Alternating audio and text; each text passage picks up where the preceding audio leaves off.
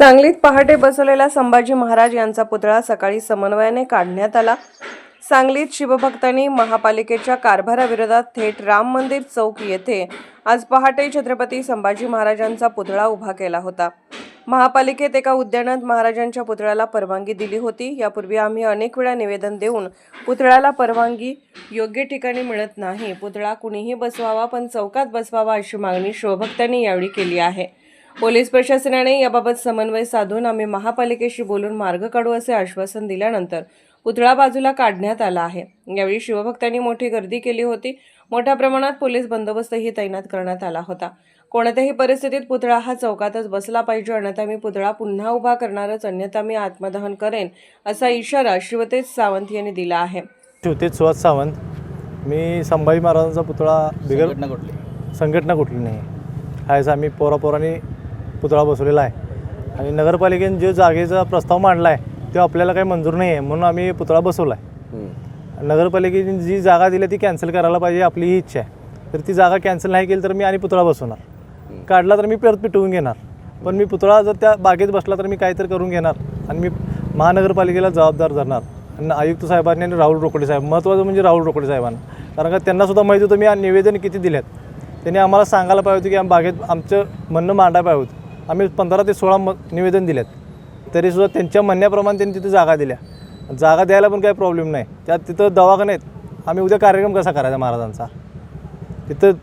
आता त्यांनी कुठेच बसवायला परवानगी दिल्या, बागेत त्रिकोणी बागेत बसवायला परवानगी दिल्या। आपल्याला त्या बागेत बसवायचं नाही। महाराज माझं बागेत बसण्यासाठी झालेलं नाही आहेत, माझा महाराज चौकातच बसणार, हीच आपली इच्छा आहे। मग ते कोणीही बसू दे, आपल्याला काय असंच नाही की आम्ही बसावं, कोणीही बसवू दे पण महाराज चौकात बसले।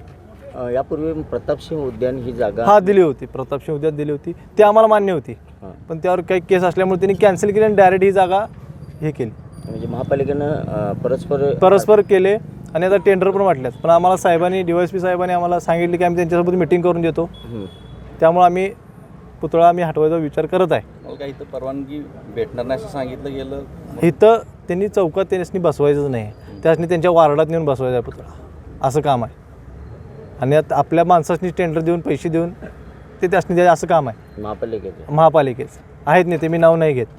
आम्हाला इथं परमिशन द्या, आम्ही वर्गणी काढून बसवतो, आमची ही पण इच्छा आहे। हां, किती दिवसापासून मागणी करता इथं? 2-3 वर्ष झाली साहेब। आम्ही ह्या चौकात नाही, आम्ही कुठल्याही चौकात बसवा, पण महाराजांचा पुतळा चौकात बसवा ही आपली इच्छा आहे, बागेत इच्छा नाही आहे आपली। राम मंदिर चौकामध्ये छत्रपती संभाजी महाराजांचा पुतळा बसवण्यात आलेला आहे। आंदोलकांशी चर्चा झाली का तुमची?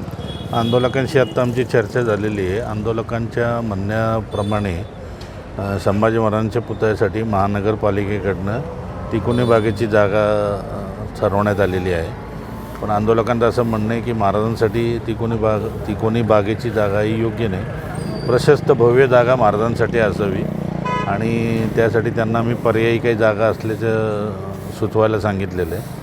आंदोलकांचं आणि नगरपालिकेच्या जे अधिकारी आहेत त्यांच्याशी आम्ही आता थोड्या वेळाने चर्चा करून यावर पुढील काही मार्ग शांततेत काढता येईल त्यासाठी प्रयत्न करत आहोत।